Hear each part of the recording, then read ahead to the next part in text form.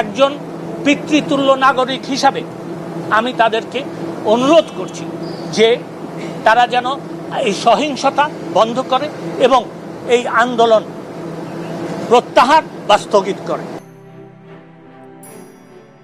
সরকার কোটা সংস্কারের পক্ষে আছেন বলে জানিয়েছেন আইনমন্ত্রী আনিসুল হক।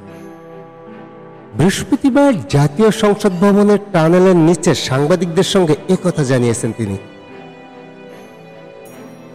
আইনমন্ত্রী বলেছেন, কোটা আন্দোলনকারীরা যখনই বসতে রাজি হবে তখনই সরকার তাদের সঙ্গে আলোচনায় বসবে। আনিসুল হক আরও জানান, তাকে এবং শিক্ষামন্ত্রী মহিবুল হাসান চৌধুরীকে শিক্ষার্থীদের সঙ্গে আলোচনার জন্য দায়িত্ব দেওয়া হয়েছে।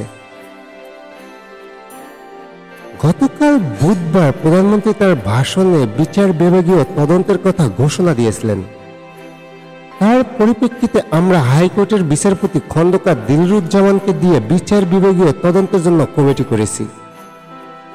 এই প্রস্তাব প্রধান বিচারপতির কাছে যাবে। আমার বিশ্বাস তিনি এই প্রস্তাব রাখবেন।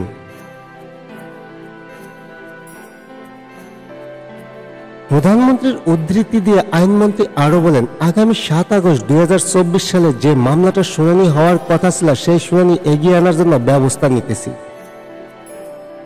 আমি সেই মর্মে বাংলাদেশের অ্যাটর্নি জেনারেলকে নির্দেশ দিয়েছি যে আগামী রোববার বাংলাদেশের সর্বোচ্চ আদালতের আপিল বিভাগে আবেদন করবেন যাতে মামলার শুনানির তারিখ তারা এগিয়ে আনেন।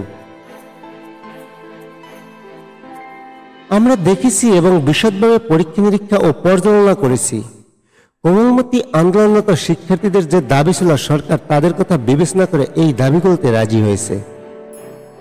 তাই আমার মনে হয় আজ থেকে আন্দোলন করার আর কোনো প্রয়োজন নেই। যে কারণে আন্দোলনরত শিক্ষার্থীদের আহ্বান জানাচ্ছি পিতৃতুল্য নাগরিক হিসেবে আমাদের অনুরোধ গ্রহণ করতে, যাতে তারা সহিংসতা বন্ধ করে এবং এই আন্দোলন প্রত্যাহার বা স্থগিত করে দেয়।